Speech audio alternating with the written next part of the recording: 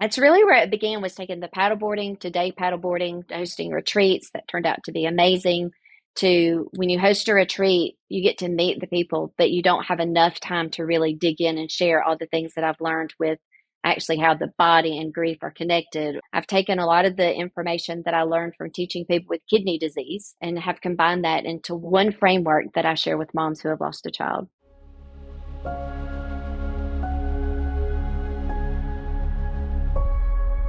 Welcome back to Fasting Food Faith. I'm Brianne Sims, RN. I'm Dr. Sam Sims, nurse anesthesiologist. And today we have a very special guest, Julie Spears, one of my good friends that I've known for 3 or 4 years now. And Julie and I met at a women's business conference and connected over our past working with health, and 2 other ladies, Sherry and Leanne, and the 4 of us started a podcast together. Used to be called the Christian Women's Health Collective. It's now He Met Me in the Middle. So definitely encourage you to go check that out. But we're excited to have Julie as a guest today because she's doing some amazing things. 3 things that I know of in particular. So I'm not really sure where to start with, but you've been in kidney education for a long, long time, which is why you were at the conference. You also do paddleboard tours. And more recently, we've been privileged to witness your journey of helping other mamas through grief. We were just talking about the kidneys.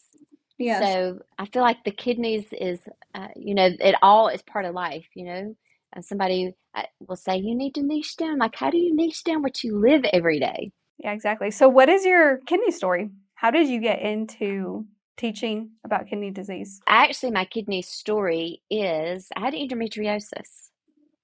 And from that endometriosis for so long, and one of the procedures that I had done, we think that the physician, 1 or 2 things happened. We don't know for sure. Either one, the physician accidentally tapped the ureter when he was cleaning out some of the endometriosis from a tube and ovary that was stuck to the abdominal wall.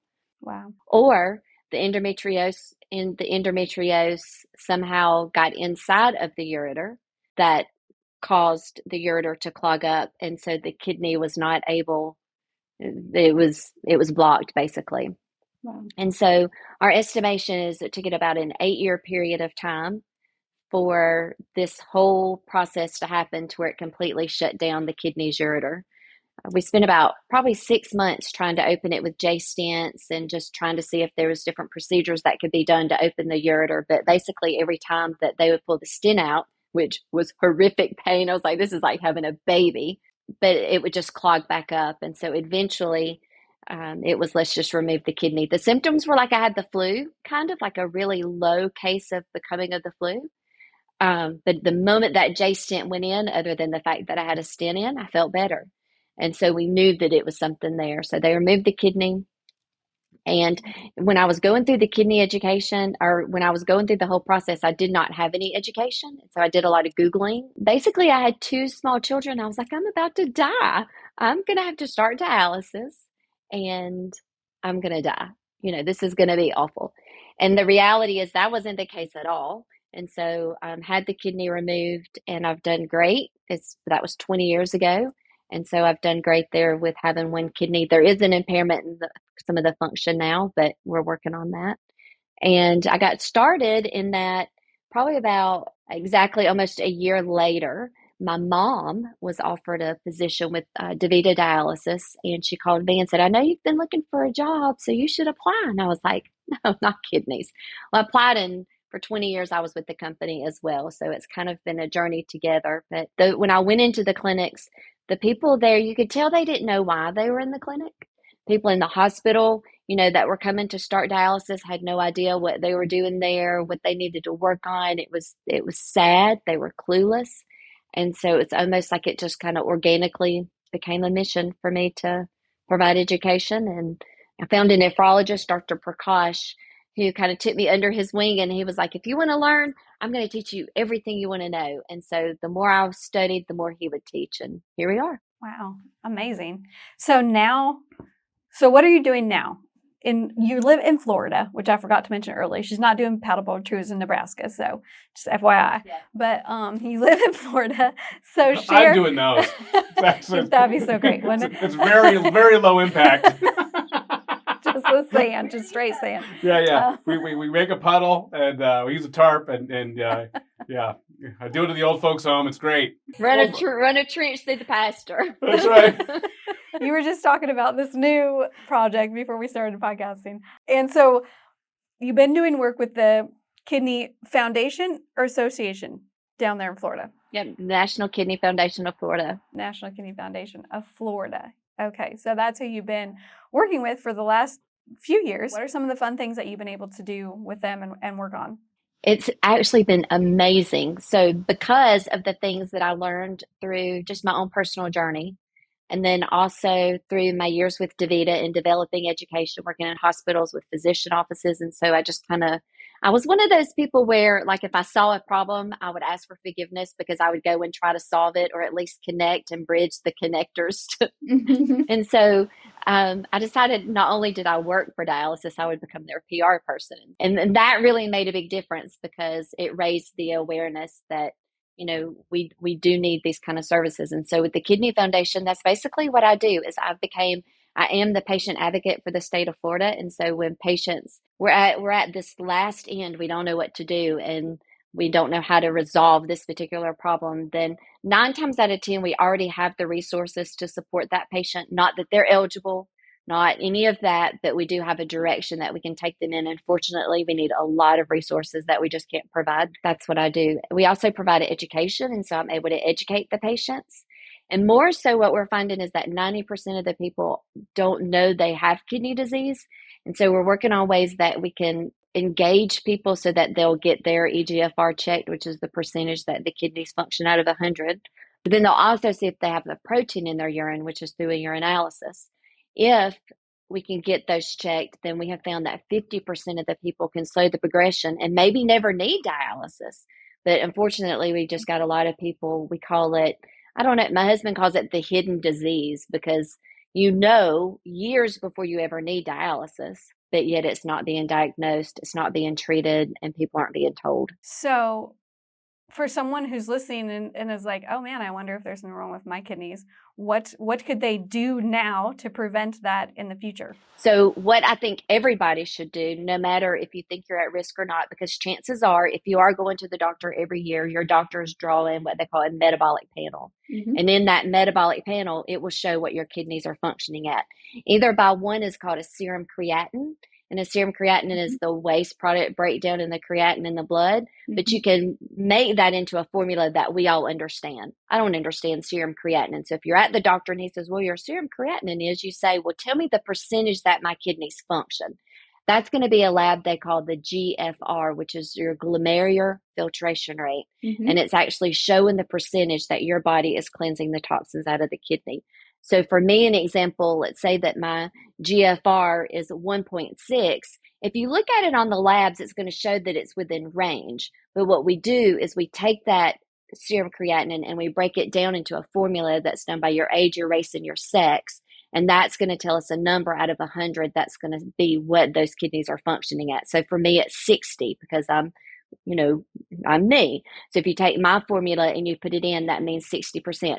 What that does is that tells me that my kidneys are filtering 60% of the toxins out of my body when I make urine. The remaining amount is staying inside the kidneys filters, which are glomeruli, and those filters are being clogged. Millions of nephrons are being clogged.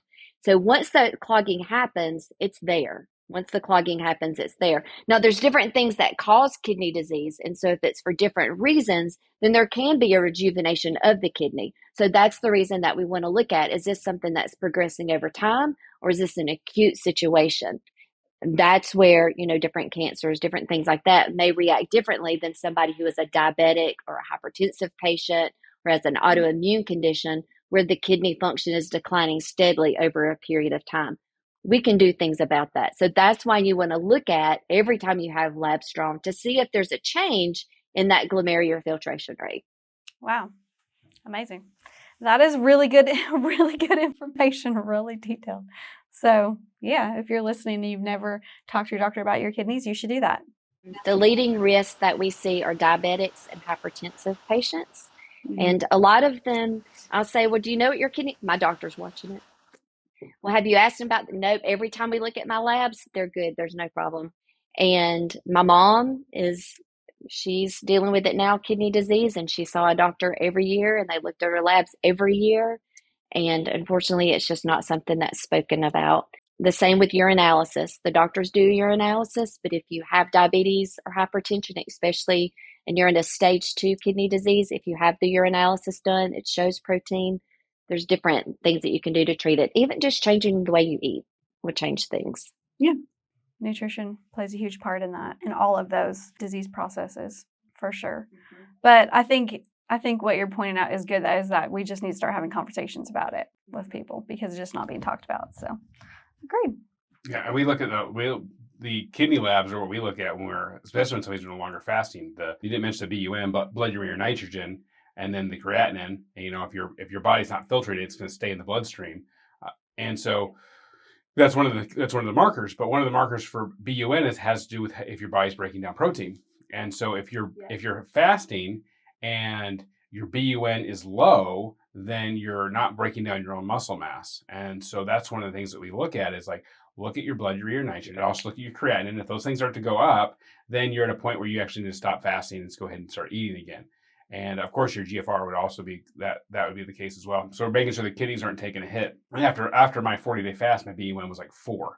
So I wasn't breaking down muscle, and so that's the one. And then the other fascinating thing about the kidneys is this has to do with insulin resistance. The more insulin resistant you are, the more you actually hold on to water when you eat sweets. So people get upset because like I have 50 calories of Twix and I'm up 2 pounds. It's because that person's very insulin resistant, and that hit in their kidneys will make them hold on to all the water for the next 2 hours. Well, actually holds on to the sodium, therefore holds on to the water. And so that's why some people can eat a donut and it doesn't affect them at all. And the other person walks by and smells the donut and licks the frosting, and they're up 2 pounds the next day. And they're like, what the heck happened? And they get frustrated with their diet and their plan. It's like all has to do with your insulin resistance. It has to do with your kidneys. If you wait one more day, you'll pee that water back out.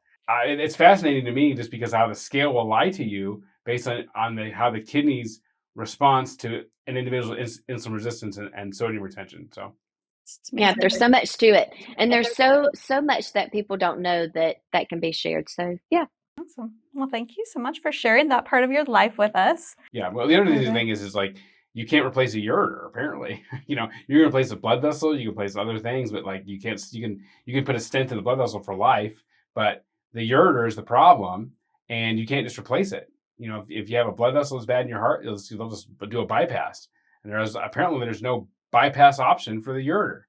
And so the stent works, but if you can't live with the stent forever, those stents, and obviously you don't want to have to give birth every 3 months and they pull one of those things out. But there is no, that's the fascinating part about your story is I didn't know there was no replacement, for the ureter. Well, there could be a replacement for the ureter if you had caught it in time. Oh, okay. And so for those 8 years while we were trying to figure out what was wrong, I was going to the doctor and they were saying, well, you might have pleurisy, you might have pneumonia, you might have, something going on. At the time I was a smoker. And so they would give me a steroid shot and I would be fine. So there was a time frame between that 8-year time frame where I was constantly going to the doctor saying, something's wrong, but I don't know what it is. It took until the other kidney got so large that it started pressing against the diaphragm to where I couldn't breathe.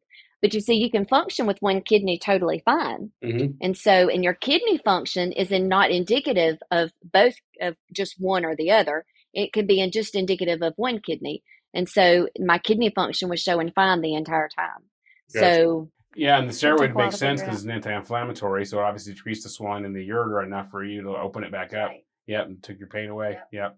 And I think that's, one of the things is, as we know, kidney disease can affect people who are pregnant. They can affect people, or, going through pregnancy. It can affect people who are going through heart catheterizations, those who have, diseases and specific things that are going on.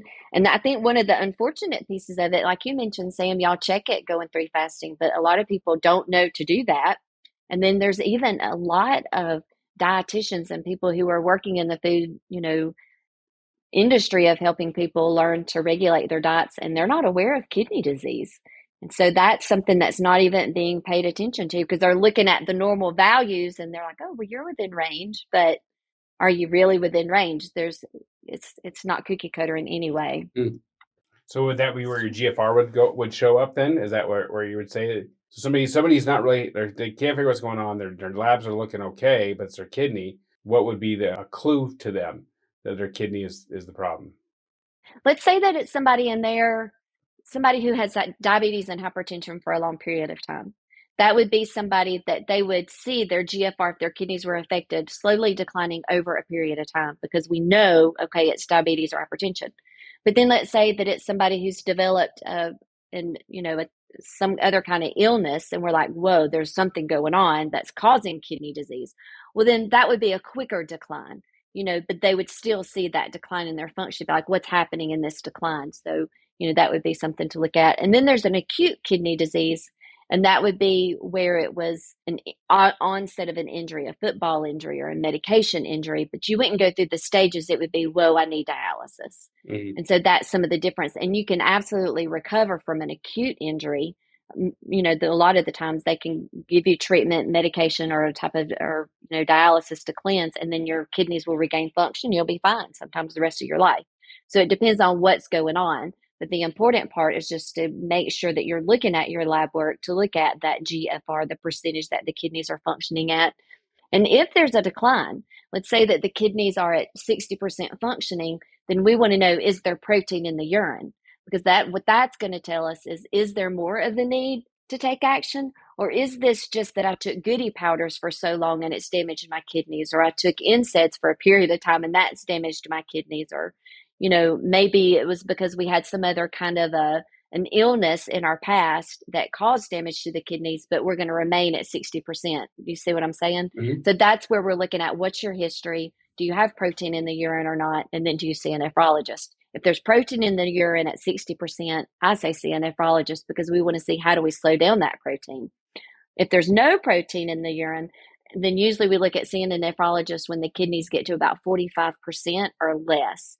Generally, we'll say keep seeing your primary doctor. What we find happen, though, is that people are not getting assistance with the kidney doctor and nephrologist until their kidneys are at about 15%. And at this point in time, we're usually seeing our nephrologist for one visit and then planning what are we going to do to get those kidneys under control so that we can talk about treatment options and then start dialysis. Mm-hmm. So there's huge advantages into looking at it upstream, because even something like starting exercising and your diet and looking at the medications that you're changing can change somebody by 50% and slowing the progression down. That's really what we want to do, is slow that progression down. Well, thank you for sharing all of that kidney information and knowledge with us and with all of our listeners.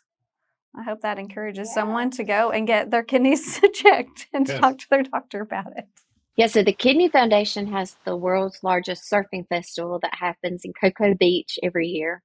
And then, so when I left DaVita, my position was eliminated. They're like, you could stay. And I'm like, no, I'm done. Not thinking about it being COVID. And so I left DaVita. I did not have a job. And so we started this paddleboarding. That's when I contacted Jennifer Allwood. I was like, I got to figure out how do I promote this paddleboarding. I think I'm going to do a kidney disease program. How do I do it? And so that's when I started working with Jennifer to be like, how do I do this? Started paddleboarding, and then paddleboarding, like I was already on the board, but actually it's like, I'm going to take people out to see Jesus on this paddleboard in this sunset, because it was so beautiful. And I realized it was such a way that you could calm the nervous system. And I thought, I got to share this somehow. And my husband is like, you've got to get a job. The only thing I wanted to do was paddleboard, though. Pray and paddleboard. And so he's like, well, go start this business. So we did. That is amazing. I love that so much. So do you paddleboard on like waterways or the ocean, or where are you out paddling on? So there's dune lakes in Santa Rosa Beach. We have, and there's kind of been a discrepancy how many lakes, but I think it's 15 natural dune lakes. And we're one of only 5 countries that have it, but it's actually where the water comes in from the ocean waves. And it's brown in color from the pine needles that fall. And so we'll start in a dune lake. We'll paddle over to the ocean if the lakes are open, if it's broke out. So depending on the tide will depend on what the water is like. But the dune lakes are usually amazing. Sometimes they're crystal clear. As you get up closer to the ocean, depending on what the ocean is like, we'll go out to the ocean or stay right there near the shore. But It's fun. It's relaxing because you can paddle and standing up, and you can just lay out on the board, just let yourself go depending on what the weather's like. So it's just fun. I know. I've seen some of your pictures and videos, and they look amazing. So if you're ever in Florida, go check out Julie. I want to know what kind of water life you're encountering. Are you anything dangerous? Any sharks and crocodiles and all this kind of stuff? Manatees? Yeah. Ken says he saw a whale. I've not seen a whale. I saw a spinner shark one time. That's the closest and the most craziest thing I've ever seen. And thank goodness there was somebody else on the water with me to verify that I was not crazy seeing it, because I would have thought that I had lost my mind. It was one of those experiences, but it was a spinner shark, and he was so close. I could see his eyes, his mouth. When it opened, like he had this iridescent like material that was inside his mouth. He was that close. And I guess there was like a fish or something swimming around. And so he jumped up and opened his mouth and ate that fish and came back down. And it was amazing. I wasn't scared because it was so cool to watch. But yeah, we see manatees. Not manatees very often, maybe once a year. We see dolphins. We see sharks a good bit. But yeah, so the third thing that you're doing, which God has kind of just directed incredibly and miraculously, is all of the grief coaching that you're doing now. I don't know, how did that sort of like begin and sort of morph into what you're doing now? Began with, so I was doing the paddleboarding. So it kind of was a combination of both things, because I was like, okay, dear God, I don't have a job. I don't know what to do. I don't know what you're making me to be, but you're just going to have to lead me, teach me, show me, and put people, places, and things in my life to make it happen, because I'm falling apart. And then really that's what he did. He just kind of put the whole puzzle together, because there were some days I'm like, I don't know what I'm doing, but yet it's all happened. So I know that it's him without a doubt. Through after I left David, I spent 8 months just pacing the floor, and I'm like, I don't know how to live my life. I don't know what I'm doing. And so I thought what I was supposed to do was to teach people kidney disease, but I needed money. So I was going to use the paddleboard business to raise money while I taught kidney disease.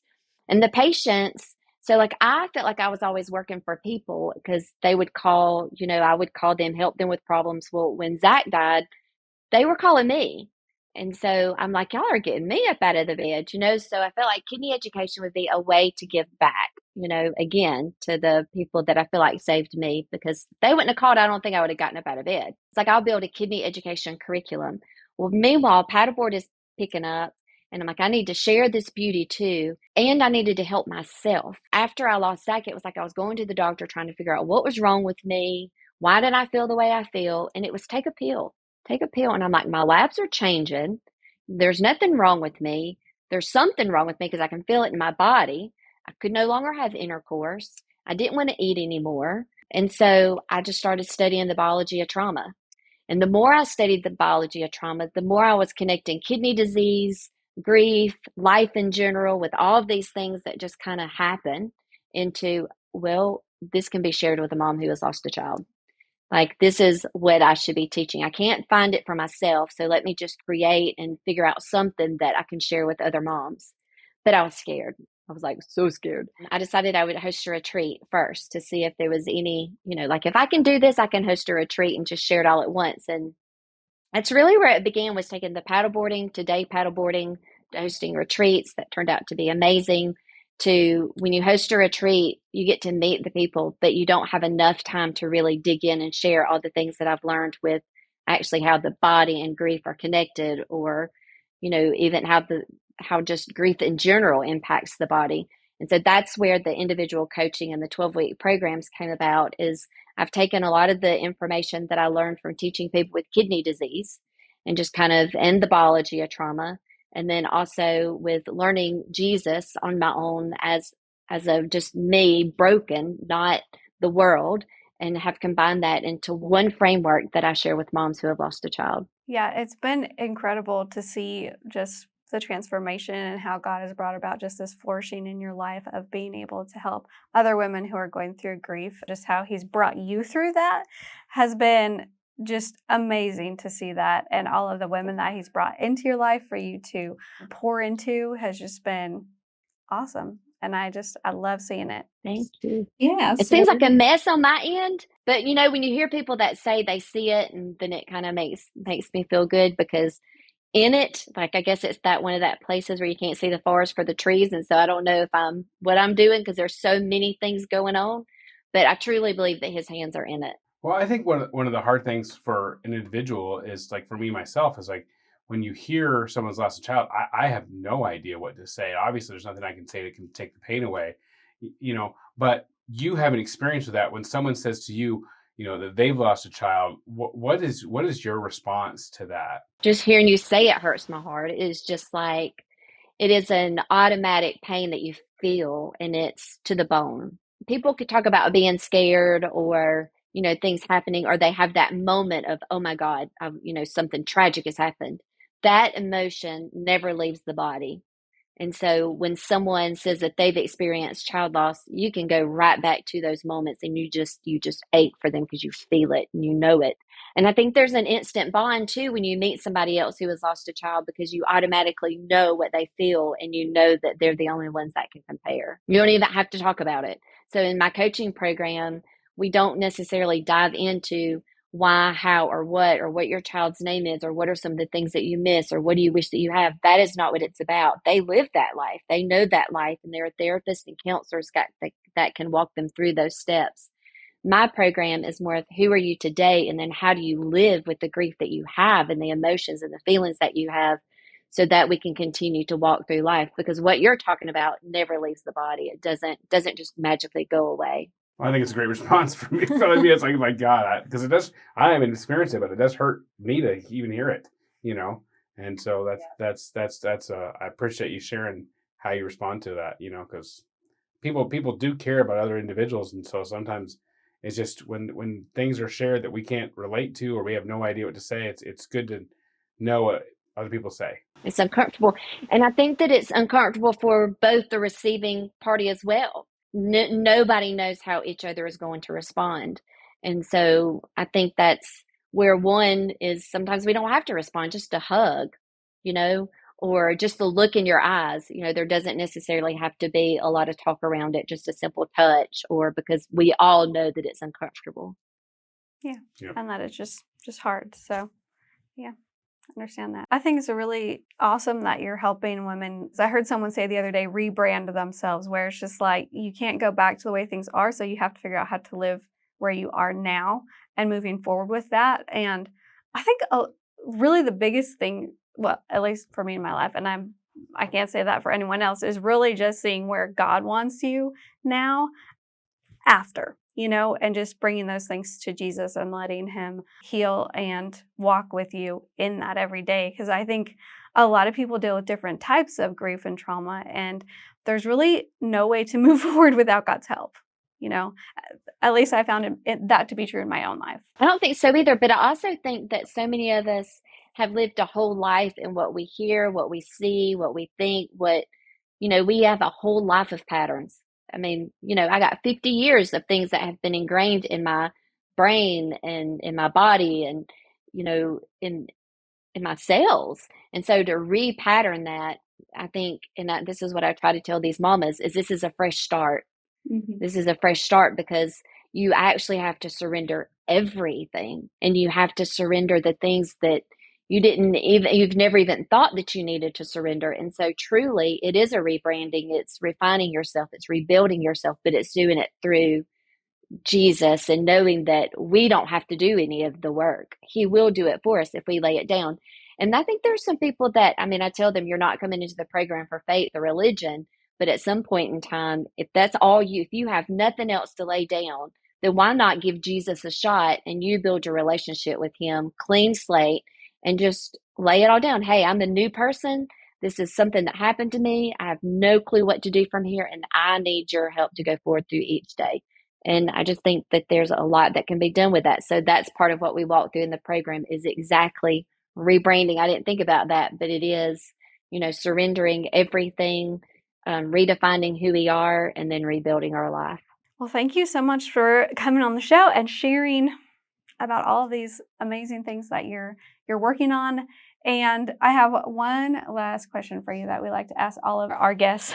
Have you fasted? And if so, what is your favorite way to fast? It's a complicated question because yes, I have fasted for like a day here, a day there. I've talked about it for weeks, for months, for years, and been like, I'm going to fast.